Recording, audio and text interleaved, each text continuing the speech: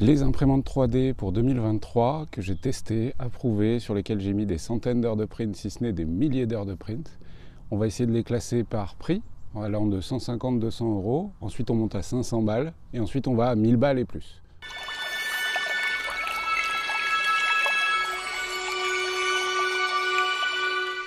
Bonjour à tous et bienvenue sur la chaîne Esquisse Miniature où dans cette vidéo on va parler du coup des imprimantes que je conseille pour 2023.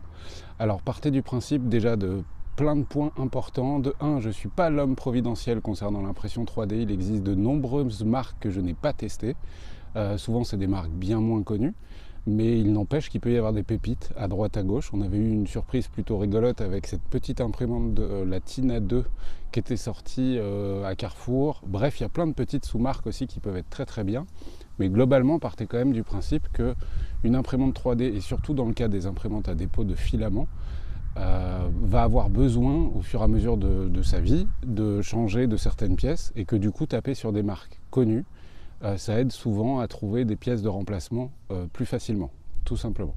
Toutes les imprimantes que je vais vous citer dans cette vidéo, ce sont des imprimantes que j'ai et que donc j'ai testées et voire même que j'utilise au quotidien. Pour ceux qui ne me connaissent pas, je m'appelle donc Aaron, Esquisse Miniature, je suis concepteur 3D, je fais des fichiers 3D de figurines, de décors, de véhicules, ce genre de choses. Et du coup, j'imprime au quotidien. De manière générale, mes imprimantes tournent quasiment 24 heures sur 24. Ouais, globalement, c'est à peu près ça, parce que j'ai de nombreux crash tests à réaliser. Bref, a priori, les modèles que je vous conseille, c'est des modèles qui tiennent la route. Ils ne sont pas exempts de défauts, mais pour la plupart, ils sont costauds. Je vous propose qu'on commence avec les imprimantes 3D FDM, Fused Deposit Materials, donc à dépôt de filaments. Celles qui fonctionnent avec ces bobines de filaments, pour la plupart, et du filament de 1,75 mm de diamètre. La majorité d'entre elles sont faites pour imprimer du PLA, j'en ai déjà parlé dans de nombreuses vidéos, qui va être le filament le plus simple à imprimer, mais qui a des caractéristiques qui sont plus propices à être utilisées dans le cas de décoration, d'objets du quotidien très simples, de décors évidemment pour nos maquettes, etc. Mais pas forcément pour réaliser des objets avec des contraintes mécaniques importantes, bien que en PLA on puisse faire aussi des roues de tondeuse, bref, plein d'autres choses. Avant de vous exposer les imprimantes et les différents prix en FDM, j'aimerais revenir sur un point important, c'est qu'est-ce que vous voulez faire avec votre imprimante à dépôt de filament. C'est important parce qu'aujourd'hui on va avoir un écart, en 2023 en tout cas, un écart vraiment important entre, évidemment c'est toujours une histoire de prix, mais entre est-ce qu'on veut comprendre la machine ou est-ce qu'on veut une machine qui marche, point. Comme un micro-ondes, comme un truc qu'on va acheter au magasin, on va le brancher et ça marche, et on ne cherche pas à savoir comment fonctionnent les engrenages à l'intérieur, la carte mère et tout le bordel, on s'en fiche, on veut que ça marche. Parce qu'il y a un écart de prix vraiment important entre des machines qui seront un peu complexes à monter, qui vont vous demander un petit investissement de compréhension sur la machine, et des machines, voilà, encore une fois, on les branche et ça marche. Donc soyez conscients aussi, et je pense que c'est important que vous analysiez un petit peu votre volonté derrière l'achat d'une imprimante 3D à dépôt de filament, à savoir est-ce que je veux comprendre comment ça marche, ou est-ce que dans le fond je me fiche de comment ça marche, je veux que ça marche. C'est pas une critique dans un cas comme dans l'autre, c'est pas parce qu'on cherche pas moi il y a des tas de trucs que j'ai chez moi, je sais pas comment ils marchent, enfin, dans les détails quoi. J'ai une idée globale, mais je me fiche de savoir concrètement la carte mère, quelle version c'est sur mon micro-ondes, je m'en fous en fait. Donc c'est pas du tout une critique, mais c'est important de le savoir, surtout dans le cas de l'impression 3D, par rapport à l'entretien et à la maintenance.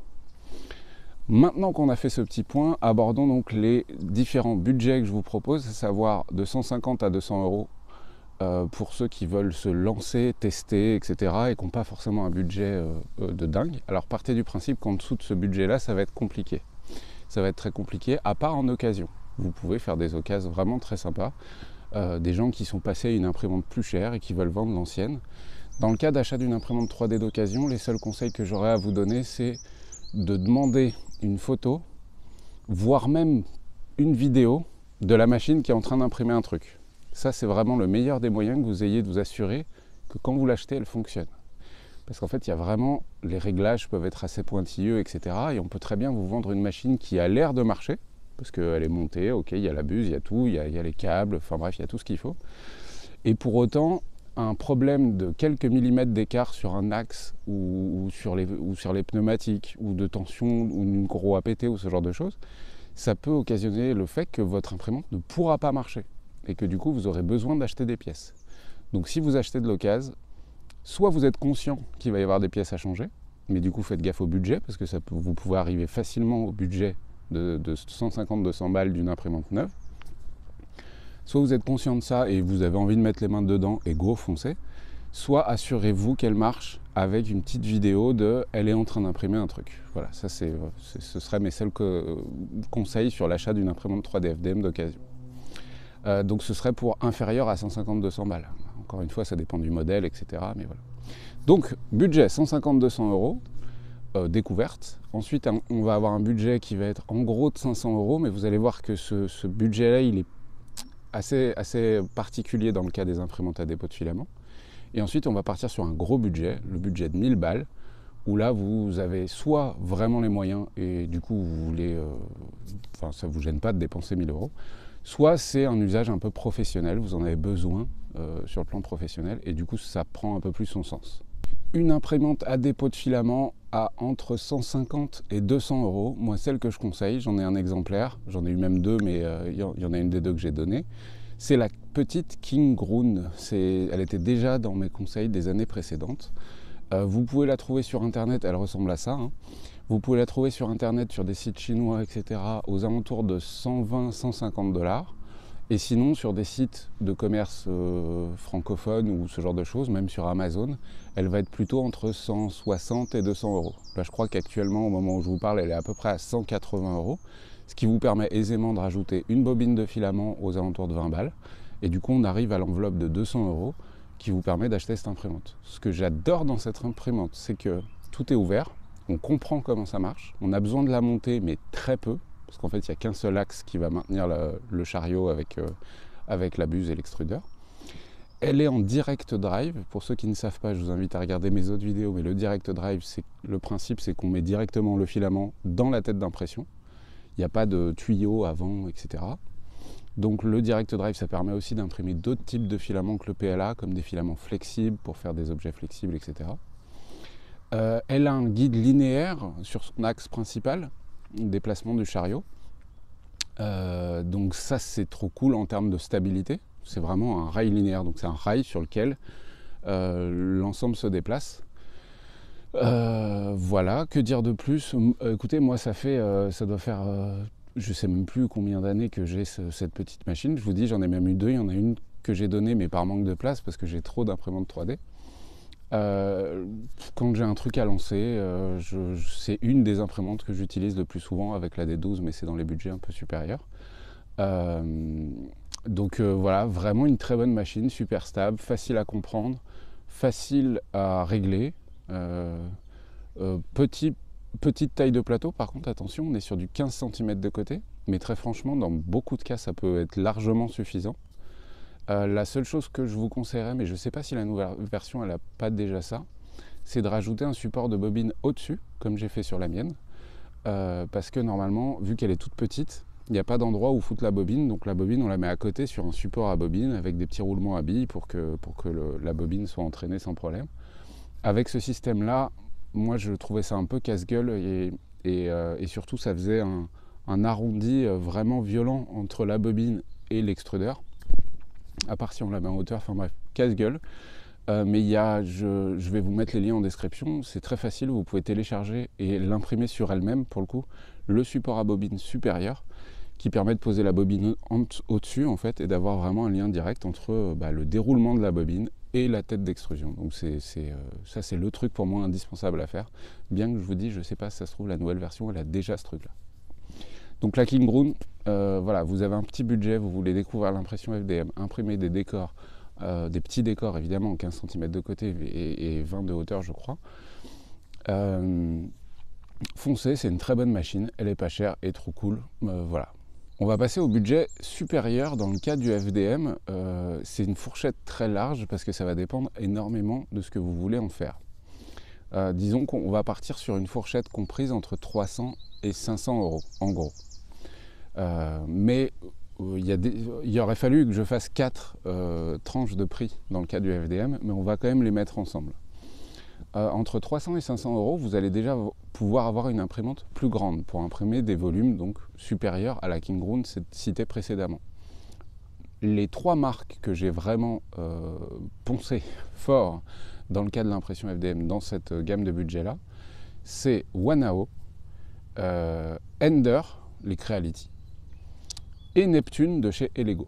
Voilà. Pour moi, ça c'est 3 marques stables qui marchent bien, qui ont des prix corrects, sur lesquels on trouve les pièces détachées sans aucun problème. Et du coup, les 3 modèles qui existent, ça va être la Ender 3, qui je crois coûte à peu près 300 balles. Vous avez la Ender 3 V2 qui est un petit peu plus chère. L'écart entre les deux me semble pas nécessairement justifié, mais pourquoi pas. Dans tous les cas, les pièces sont plus ou moins compatibles, il n'y a pas de problème majeur. Donc chez Creality, les Ender sont des imprimantes très connues, faciles à réparer, enfin, voilà, c'est quelque chose de relativement stable. Moi j'ai reçu aussi, j'ai les Ender 3, j'ai eu les Ender 2, j'ai reçu la Ender 3 V2, donc vraiment le tout dernier modèle qui doit être pas loin des 400 euros. Avec elle j'ai eu plus de problèmes qu'avec les anciennes. Donc mon expérience ferait que j'aurais tendance à pas forcément vous conseiller la Ender 3 V2, mais en même temps j'ai des retours autour de moi qui me disent qu'elle fonctionne très bien. Donc ne pas se fier qu'à mes retours à moi. Cela dit, encore une fois, Creality, avec la série des Ender, reste une marque cool à des prix honnêtes et surtout facilement réparables. La deuxième marque que je vous ai citée, ou je ne sais plus l'ordre, mais peu importe parce que je les mets globalement dans le même panier, toujours compris entre 300 et 500 euros, c'est Wanao. Wanao avec le modèle D12. C'est pareil, j'en ai plusieurs et qui existent en plusieurs versions. C'est pour ça que cette fourchette est large de 300 à 500 euros. C'est qu'en fait, vous avez la D12 230. 230, en fait, c'est son identification, mais c'est aussi la taille de son plateau sur les côtés.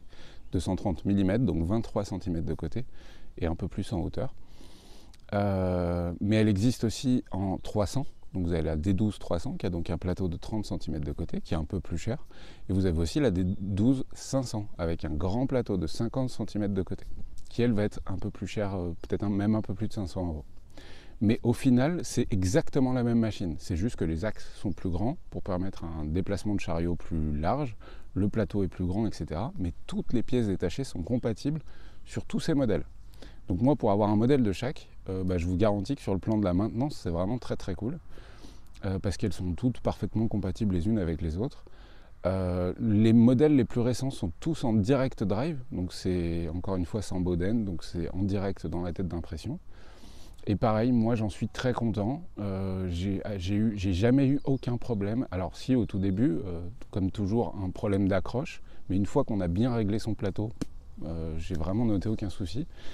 Et le truc que je leur mettrais peut-être un peu au-dessus des 2 autres marques, c'est leur stabilité. Moi, il m'est arrivé à plusieurs reprises, au cours de 2 années passées, de déplacer mes imprimantes. Parce que j'ai fait des travaux chez moi, j'avais un atelier, après j'avais un bureau, après j'ai fait une ferme d'impression 3D, enfin bref, j'ai déplacé les imprimantes à plusieurs reprises. Les D12, à chaque fois que je les ai déplacées, j'ai relancé un print, aucun problème de stabilité, elles n'avaient pas bougé d'1 millimètre. Ce qui n'était pas le cas des Creality et des Neptune où j'ai dû refaire un réglage plateau. Je sais, c'est pas grand chose, c'est pas très compliqué à faire, ça prend 5-10 minutes, voilà, rien de fou. N'empêche que sur les D12, je les ai trouvés d'une stabilité de dingue. Et d'ailleurs, c'est la D12 230 dont je me sers quand je vais en déplacement pour soit une association qui veut s'éveiller à l'impression 3D, ce genre de choses. C'est les modèles dont je me sers parce que stable, je sais que je peux la mettre dans le coffre de la bagnole et relancer un print juste derrière et il n'y aura pas de souci. Donc Wanao D12 reste pour moi des bons choix dans les imprimantes FDM comprises entre 300 et 500 euros. Ensuite, on va parler brièvement donc de l'autre marque, Elego. Elego qui est très connu pour ses imprimantes résine, et vous verrez qu'on va en parler juste après. Et qui a aussi, donc depuis quelques années, proposé des imprimantes à dépôt de filament avec sa gamme de Neptune.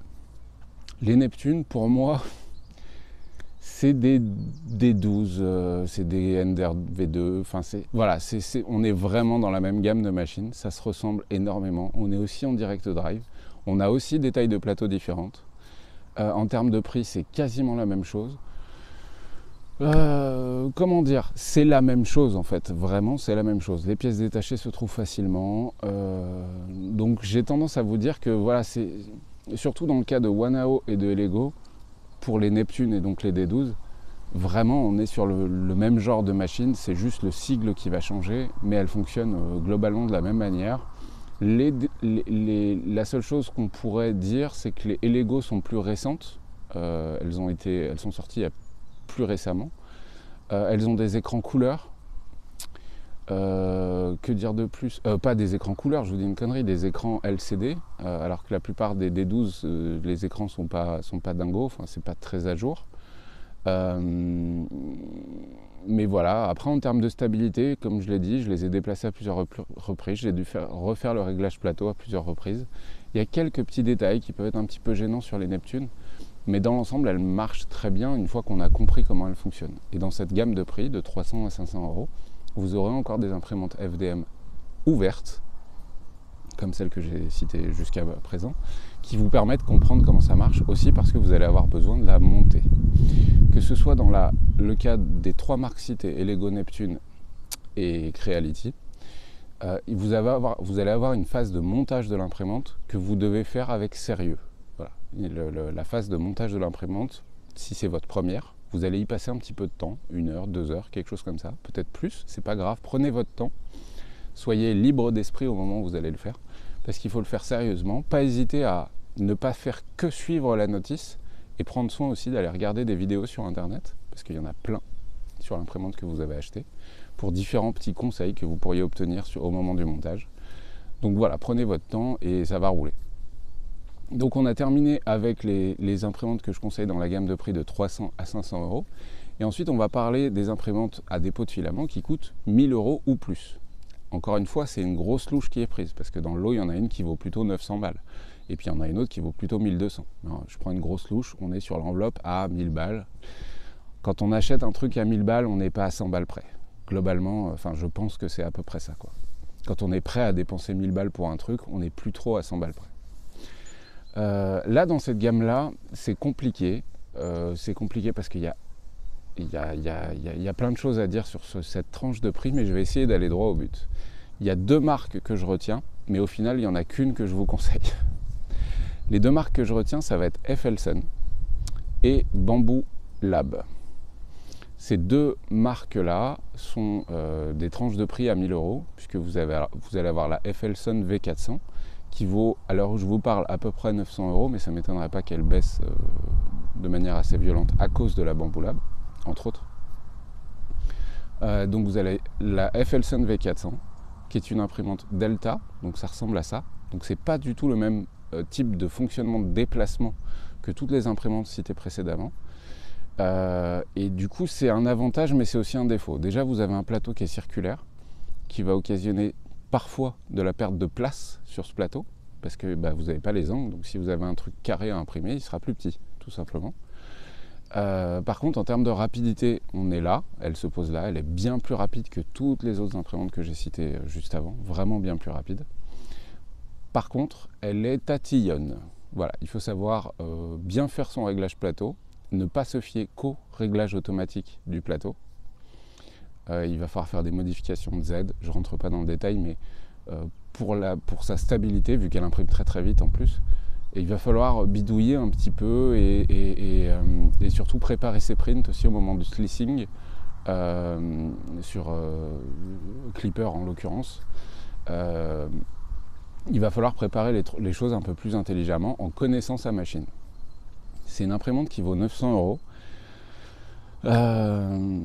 Et moi aujourd'hui, si vous avez 1000 balles à dépenser, je vous dirais pas de les dépenser dans la FLSun. Parce que pour 200 balles de plus, et comme je l'ai dit avant, si on a 1000 balles, est-ce qu'on est à 200 balles près? C'est un avis perso, hein. Pour 200 balles de plus, vous avez la Bamboo Lab de chez Bamboo Lab Studio. Enfin, ça c'est le logiciel. Parce qu'en plus la FLSun, j'ai oublié de préciser, mais elle fonctionne sur Clipper, donc c'est pas les logiciels habituels. C'est-à-dire que en fait là vous changez complètement de manière de préparer votre fichier. excusez-moi. Donc complexe. Enfin complexe, non c'est pas complexe, mais c'est une autre manière, une autre approche de la préparation du fichier. La FLSun, globalement, aujourd'hui, je ne la conseillerais pas si vous avez 900 € et je vous dirais, attends un peu, mets un peu plus de rond de côté et prends la Bamboo Lab, que ce soit, moi j'aurais tendance à dire, fonce en fait sur la X1 Carbone. Chez Bamboo Lab Studio, vous avez 2 modèles d'imprimante aujourd'hui. Sachez qu'il y a une X2 qui est en préparation.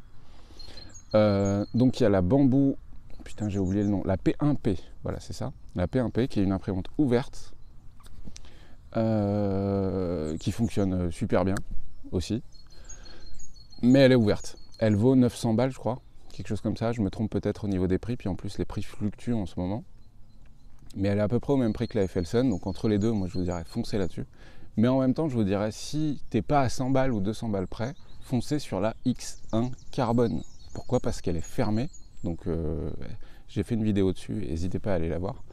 Elle a 1 million d'atouts et surtout, pour moi, là on est sur une imprimante où en dehors du moment où vous allez devoir enlever la mousse et les différentes protections à l'intérieur de la machine, vous allez la brancher et ça va marcher. Et surtout, ça va à une vitesse de dingue. Voilà, ça c'est vraiment complètement hallucinant. Depuis plusieurs mois que j'ai la Bamboo X1 et la P1P, les seuls moments où je fais tourner d'autres machines FDM, c'est parce que j'ai plusieurs commandes de figurines, de décors, de socles, de rouleaux à texture, ce genre de choses, et que je veux livrer mes clients vite et que du coup je lance plusieurs machines. Mais très souvent, la majorité du temps, hein, quand j'ai des commandes maintenant, c'est sur les Bamboo Lab qu'elles partent parce qu'elles vont entre 4 et 10 fois plus vite que toutes les autres imprimantes que je vous ai citées juste avant. Au moins 2 fois plus vite que la FLSun V400. Il n'y a rien à faire en dehors de mettre ses fichiers sur Slicer, de cliquer sur lancer l'impression et d'aller chercher ces objets à la fin, de retirer juste les petits filaments de réglage plateau et on peut relancer un print tout de suite. Et en fait, le fait qu'elle aille aussi vite, aussi stable, etc., en tout cas dans un usage professionnel, c'est du pain béni, quoi. C'est du gain de temps, et du coup du gain de fric, etc. Enfin bref, c'est du pain béni. Du coup, moi je vous dirais, dans la gamme de prix des 1000 balles, je ne vais pas rentrer dans le détail de l'imprimante, je vous invite vraiment à regarder la vidéo que j'ai fait sur la Bamboo, parce qu'elle a des défauts aussi, hein. Elle a des défauts, mais en tout cas dans la gamme de prix des 1000 balles, moi je vous dirais foncez sur celle-là sans aucun doute. Voilà, c'est vraiment sans aucun doute. Donc on a terminé les imprimantes à dépôt de filament, ça fait déjà une longue vidéo, mais je vais quand même enchaîner maintenant sur les imprimantes résine. Donc maintenant on va passer sur le thème des imprimantes 3D résine. Là déjà de base, si vous achetez une imprimante 3D résine, c'est que vous voulez faire des objets petits, ou en tout cas des objets très détaillés, vraiment très détaillés, beaucoup plus détaillés que dans le cas du FDM. Je rappelle juste que l'écart de précision, il est en gros à peu près 10 fois, il y a une différence de 10 entre la qualité d'impression d'une imprimante à dépôt de filament, qui est à la louche de 200 microns, on peut faire plus, on peut faire moins, mais 200 microns, et une imprimante résine aujourd'hui, avec un écran 4K, etc., c'est le cas de toutes les imprimantes résine d'aujourd'hui, vous êtes à 25 microns de précision. Donc vous voyez, il y a un écart quasiment de x10 entre les deux. Donc pour imprimer des figurines, pour imprimer des bagues en résine castable, pour imprimer des bijoux, pour imprimer des petits objets ou des objets qui doivent être très détaillés, vraiment très détaillés, vous devez partir sur de la résine. N'oubliez pas aussi, avant qu'on aborde encore une fois les trois échelles de prix différentes, que l'imprimante 3D résine est contraignante, vraiment contraignante. C'est quelque chose que je préfère dire maintenant de manière beaucoup plus claire aux gens qui veulent se lancer dans l'impression 3D. L'impression à dépôt de filament dont on a parlé juste avant, on lance une impression, ça marche, on imprime, on prend l'objet, on peut le peindre, on peut l'utiliser. Dans le cas de l'impression 3D résine, ce n'est pas le cas. Non, il va falloir nettoyer son objet, donc il va falloir déjà utiliser des EPI, des équipements de protection individuelle, du type masque, du type lunettes et du type gants, parce que les résines sont toxiques. On est encore dans la période où les résines sont toxiques, dangereuses pour l'environnement et pour nous, et que du coup il ne faut pas déconner avec ce genre de produit. Vraiment pas déconner du tout.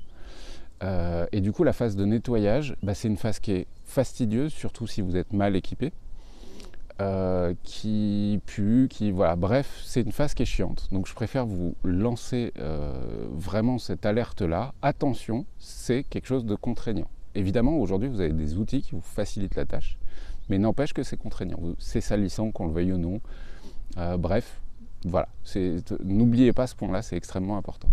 Bon, commençons avec le budget compris entre 200 et 300 balles. Non, entre 150 et 200 euros, vraiment le premier tout petit budget. C'est-à-dire que, pareil, vous aurez du mal à trouver moins cher que ça dans le cas d'une imprimante résine. Il y en a quelques-unes qui sortent à moins de 100 balles aujourd'hui. Je ne les ai pas testées, donc je ne peux pas vous en parler. Enfin, je ne veux pas vous en parler. Mais du coup, compris entre 150 et 200 balles, j'en vois qu'une que je connais très très bien, que j'ai en plusieurs exemplaires à la maison et qui fonctionne. C'est une horloge suisse, le bordel. C'est la Elego Mars 2. Je crois que c'est la 2. Je vous dis peut-être une connerie, mais c'est celle-là. C'est la verte. C'est une tuerie pour le prix. Elle vaut 150, 160 euros. Ça permet d'acheter une bouteille de résine avec. Si vous avez un petit budget, vous n'allez pas forcément acheter le wash and cure, donc la station de lavage qui va avec. Vous allez peut-être vous dire, je vais me lancer déjà comme ça, je vais me débrouiller avec des tupperwares, avec de l'alcool, etc. Et c'est logique, on peut débuter comme ça, il n'y a aucun problème. C'est juste un peu plus chiant, mais au moins on découvre l'impression résine. J'ai rien à dire sur cette machine, tellement elle est stable, tellement quand j'ai des prints à lancer, c'est les Lego résine, voilà, il n'y a pas photo. Si vous avez bien fait votre réglage de Z, c'est encore le sujet extrêmement important, donc le réglage du plateau collé au FEP, au film qu'il y a au fond du bac. Si votre réglage il est bien fait, et qu'ensuite vous appliquez les bons réglages pour la bonne résine, ça dépend énormément de la résine que vous utilisez, et ça marche, voilà. J'ai rien d'autre à dire. Moi je sais qu'aujourd'hui, avec les Elego et avec une résine de qualité, j'en parlerai à la fin de la résine, c'est un point important.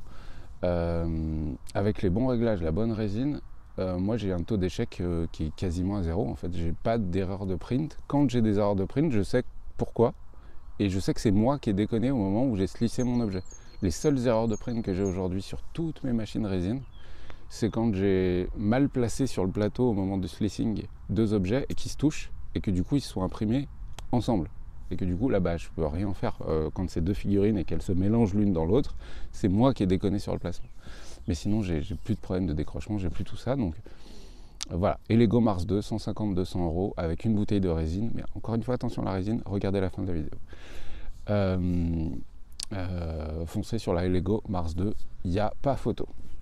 On passe au budget supérieur compris entre 300 et 500 euros, et là on va être tout de suite plus à 500 qu'à 300.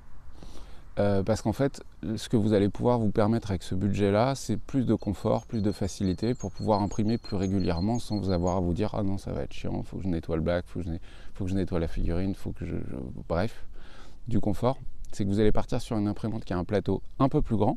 On va rester chez Elego, parce que vraiment, moi je vous dis, c'est les meilleures, c'est vraiment celle que je préfère. J'ai des photons, hein, j'ai du Anycubic en plusieurs exemplaires, etc. Mais celles qui pour moi sont des tueries, c'est les Elego. Du coup, entre 300 et 500 balles, on va partir sur la Elego Mars 3 Pro, la rouge, qui est une forme de fusée un petit peu. Plateau un peu plus grand, trop bien, plus de place sur le plateau. Filtre à charbon à l'intérieur, écran 4K évidemment. Et puis j'ai rien à dire de plus, pareil, d'une stabilité incroyable. Moi, quand les 2-3 Pro que j'ai, elles sont lancées, et que j'ai besoin de lancer d'autres prints, je passe sur les Elego 2, où j'ai encore une 2 Pro, mais c'est une Elego 2 quoi. Mais avant, je lance ça sur les 3 Pro parce que en termes de précision et de rapidité de print, etc., elles sont vraiment trop bien. Donc très bonne machine, mais on est sur une machine à 350 euros, quelque chose comme ça. Et si vous pouvez aller jusqu'à 500 balles, vous allez prendre un wash and cure. Donc en fait, c'est une espèce de petite machine là jaune. Attention à bien prendre le modèle qui est compatible avec la Elego Mars 3 Pro, puisqu'elle a un plateau plus grand, donc il faut que le plateau rentre dans le bac. Mais je vais vous indiquer en description le lien du bon modèle. Et là, en fait, c'est du confort, parce que c'est un bac dans lequel vous allez foutre votre alcool. Vous allez déplacer votre plateau d'imprimante quand le print est fini, foutre dans le bac, ça nettoie. Ensuite, on dégrappe, n'oubliez pas les EPI, toujours. Ensuite, on dégrappe, on enlève les figurines et on se sert de la même boîte, toujours wash and cure, pour placer les objets et les mettre aux UV. Phase que vous pouvez sauter s'il y a du soleil, comme aujourd'hui, puisque vous mettez ça dans une petite boîte transparente au bord de la fenêtre. Et ça va se polymériser, pareil, même mieux que dans la machine. Mais bref, ce wash and cure, on va pas se mentir, c'est quand même un confort de dingue. Et si vous pouvez aller jusqu'à 500 balles, faites-le, vous le regretterez pas, ça fait aucun doute.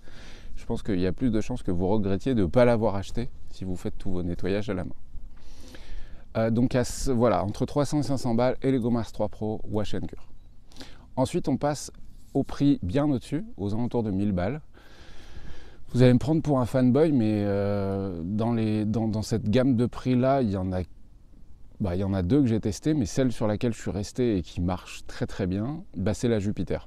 Donc c'est gros modèle, attention là par contre il faut la place pour la mettre, hein. On parle d'un truc qui est gros comme ça, c'est vraiment énorme, c'est une très très grosse machine sur lequel il y a un grand plateau, puisqu'il fait en gros 4 fois la taille de la Lego Mars 3 Pro, donc presque 8 fois la taille de la Lego Mars 2, donc ça pour imprimer des gros trucs. Mais en vrai, si vous avez 1000 balles à dépenser dans une imprimante résine, ça va dépendre énormément de ce que vous voulez faire avec. L'avantage d'une Jupiter, d'un truc absolument énorme comme ça, c'est que vous pourrez limite vous dire, j'achète pas d'imprimante FDM à dépôt de filament, et tout ce que j'imprime, je l'imprime en résine sur la Jupiter, même des gros décors, même du gros truc, il n'y a aucun problème, ça passe, le plateau il est énorme. Vous pourrez imprimer des masques, vous pourrez imprimer des pièces d'armure, des choses que j'ai déjà faites à plusieurs reprises. Bref, c'est vraiment trop cool. Attention par contre, le plateau il est grand, du coup le FEP aussi, bref, je ne rentre pas dans le détail technique. Les réglages doivent être plus pointilleux sur une Jupiter. Vous devez connaître parfaitement la résine que vous utilisez. La pose des supports, on n'est pas que sur le truc automatique de Luchi-Slicer ou de Chitubox ou de je ne sais quoi d'autre. On est sur du réglage que vous devrez quasiment toujours affiner à la main. Ah là, il faut que je rajoute un support. Et vu la taille de plateau et la lourdeur de l'objet final, il faut mettre plus de supports que sur une petite imprimante qui ont des objets plus légers, etc. La loi de la gravité, je ne vais pas revenir dessus, mais en gros, plus l'objet est lourd, plus il y a de chances de se décrocher. Donc attention, c'est des modèles, si vous n'avez pas comme objectif d'imprimer des gros trucs, franchement arrêtez-vous à la Lego Mars 3, en fait ça peut suffire. Et à la limite, si vous avez besoin pour je ne sais quelle raison d'imprimer plein de trucs, prenez-en 2 plutôt que de prendre un gros bordel comme ça. Parce que le problème de ce gros bordel, c'est génial, hein, c'est une super machine, mais il n'y a pas de station de lavage proposée par Lego, ce genre de choses. Donc il va falloir fabriquer ou bidouiller un truc vous-même, souvent à base de bacs à ultrasons, etc. Mais la phase de lavage, elle est plus chiante. L'objet est plus gros, donc il vous faut une grande table sur laquelle avoir la place de placer l'objet. Et la quantité de résine utilisée et aussi la quantité de résine perdue dans les supports. On est sur des gros modèles, j'ai dit qu'il fallait mettre plus de supports, donc les supports, il faut bien qu'ils soient imprimés. Donc c'est aussi plus de pertes en résine. Donc en gros, si vous avez 1000 balles, en fait, soit arrêtez-vous à 500 avec la Lego Mars 3 Pro qui est une tuerie, soit achetez-en 2, si vraiment vous avez besoin de beaucoup produire. Si vous achetez une Jupiter, c'est pour imprimer des gros trucs, et du coup, pas nécessairement en grande quantité, mais en tout cas, il vous faut des gros modèles, des gros volumes.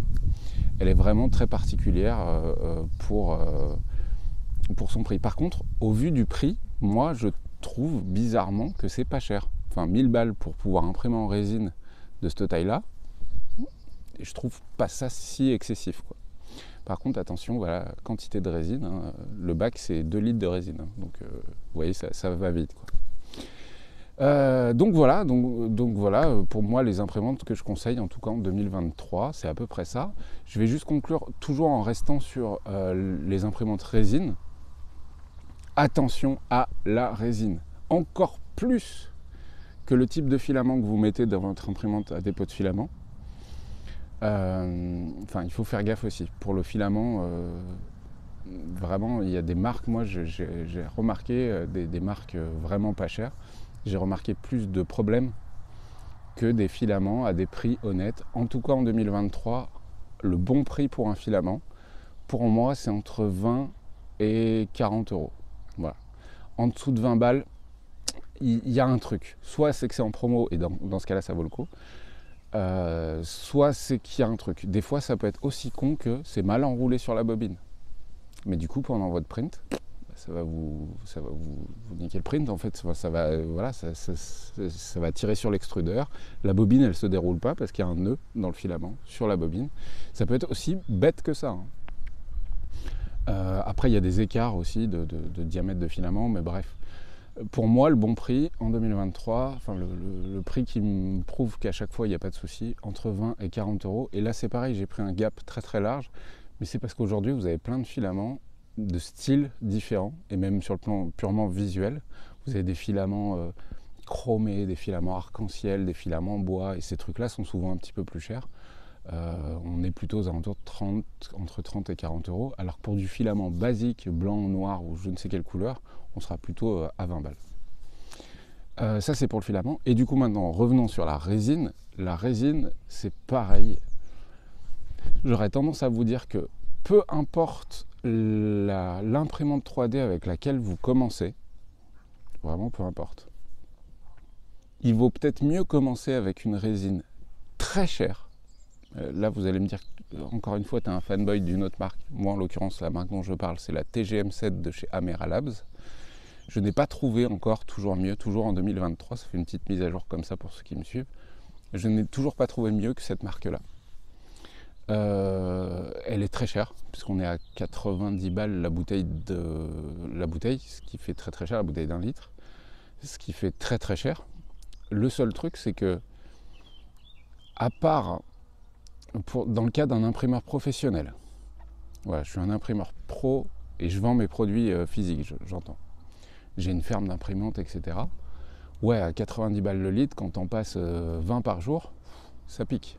Donc tu vas essayer de bosser avec un autre type de résine. Et surtout, tu connais tes machines, tu connais tes réglages, tu es imprimeur pro, quoi. Donc là, je peux comprendre qu'ils prennent une marque un petit peu moins chère. Forcément, vu surtout qu'ils achètent en quantité, donc ils ont des prix moindres. Par contre, dans le cas d'un particulier qui veut se faciliter la tâche, et surtout qui ne veut pas avoir d'échec de print, et ben en fait, moi, quelqu'un qui me dit, je prends quelle résine, j'ai 100 balles à dépenser, plutôt que d'acheter 3 bouteilles à 30 euros d'une résine standard, type Anycubic ou Elego ou je ne sais quoi d'autre, je lui dis, en fait, franchement, avec ces 100 balles, prends une seule bouteille de TGM7 et tu verras que tu n'auras pas d'échec, zéro, tu n'auras pas de décrochage et tu auras un objet qui ne casse pas à la fin, qui n'est pas indestructible, on ne va pas déconner, mais qui est solide, c'est-à-dire tu peux faire tomber ta figurine par terre, elle ne pètera pas. Donc tu vas imprimer moins parce que tu as moins de résine, tu as moins de quantité de résine, mais le truc c'est que tu auras un objet qui va durer dans le temps. Tu as un objet qui va durer dans le temps et tu n'auras pas d'échec. Parce que alors, la quantité de photos qu'on voit sur le net de gens qui ont des résines standards, Anycubic, etc., où on voit les grappes accrochées au plateau et il n'y a pas une figurine dessus. Et puis je vous dis, des mails, j'en reçois une quantité. D'ailleurs, je ne suis pas le SAV technique de toutes les imprimantes 3D, ok. Quand je peux vous aider, je fais une vidéo sur le sujet. Et j'oriente ensuite les gens qui me posent des tas de questions sur la technique de leur imprimante 3D sur telle ou telle vidéo. Parce que je ne peux pas répondre à toutes les demandes de technique, j'ai un problème avec mon imprimante. Non, c'est pas possible. Déjà, c'est pas mon boulot. Je le fais avec un immense plaisir et je vous ai déjà partagé des tas de vidéos sur comment on règle tel problème, comment on règle tel problème. Mais je ne peux pas le faire en privé à toutes les demandes de mail que j'ai. Donc, rejoignez le Discord. On est là pour s'entraider. Moi, quand je peux vous aider sur des trucs, je le fais. Mais je ne peux pas répondre à tous les emails. C'est pas possible, quoi. Bref, c'était juste un petit sujet à part comme ça. J'en étais à... Donc, ouais, on va moins imprimer. Mais déjà, de 1, est-ce qu'on a vraiment besoin de milliers de figurines ou de milliers de je ne sais quoi d'autres imprimés en résine ? Et surtout d'avoir une quantité d'échecs avec toutes ces grappes où il n'y a pas les figurines et du coup tu relances un print, donc tu remets des... Bref, pour moi il y a énormément de déchets dans le cas de l'impression 3D résine avec des résines à 30 balles. Et je pense qu'il y a autant de déchets que les 2 litres perdus, enfin qu'on perd 2 litres quasiment quand on est débutant, hein, j'entends pas imprimeur pro, qu'on perd quasiment les 2 litres de résine cheap et qu'au final, dans les faits, en termes de poids, on a d'objet final qu'on va garder, on a finalement qu'1 litre sur ces 3 bouteilles, alors qu'avec une résine plus chère, vous allez peut-être avoir un taux d'échec qui sera lié au fait que vous ne mettez pas les supports aux bons endroits, etc. Mais on ne sera pas à 2 tiers de perdu, quoi. C'est une certitude. Aussi parce qu'avec une résine plus chère, légèrement élastique, comme la TGM7, etc., vous avez besoin de mettre moins de supports. Donc moins de matière perdue. Enfin bref. C'est aussi un petit peu l'effet boule de neige. Donc moi, j'aurais vraiment tendance à vous dire, t'as 100 balles à dépenser dans de la résine, et ben mets-les dans une seule bouteille d'une très bonne résine plutôt que dans 3 bouteilles de résine cheap, parce que ça fait du déchet tout ça, il faut le retraiter, etc. Et du coup, voilà, soyez un petit peu éveillés sur ce point-là. J'ai terminé cette vidéo, j'espère que ça vous a plu. N'hésitez pas à la partager autour de vous si jamais vous savez qu'il y a des potes qui cherchent une imprimante 3D et que vous estimez que, encore une fois, que ça peut être intéressant. Mais encore une fois, attention, ce n'est que mon avis tout ça. Donc fouillez un petit peu le net. Moi je vous souhaite bonne peinture et bon jeu. Et puis on se retrouve très vite pour des nouvelles vidéos. Ciao ciao.